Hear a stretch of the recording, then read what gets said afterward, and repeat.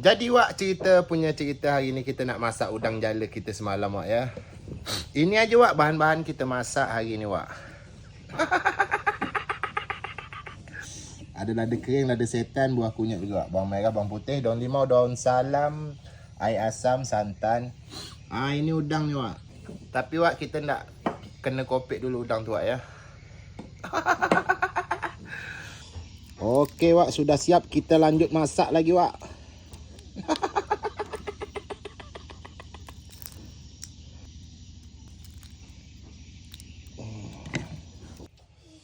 Hembankan lada. Hembankan air asam. Hembankan santan. Hembankan daun limau, daun salam. Hembankan mecin. Hembankan garam. Kacau-kacau Wak Atan. Jadi Wak, kita mesti kena tunggu sampai lada ini mengeluarkan minyak Wak, betul-betul masak. Barulah kita hembankan udang.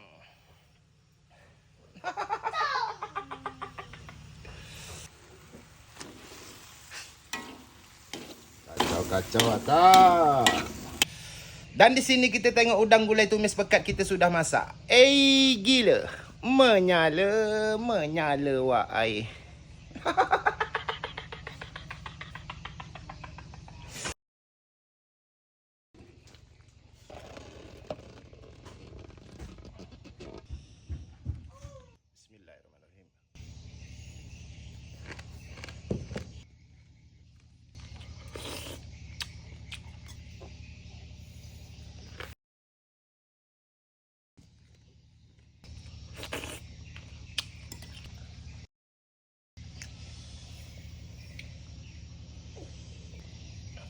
Sedap ya sagu. Sedap.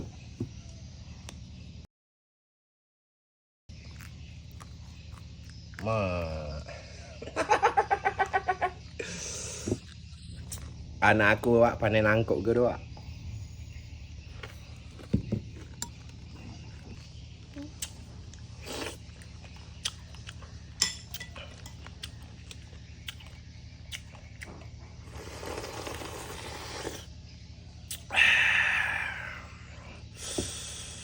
Gila Wak.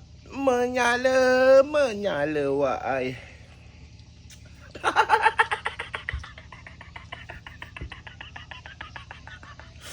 Mulalah miang kepala aku ni Wak.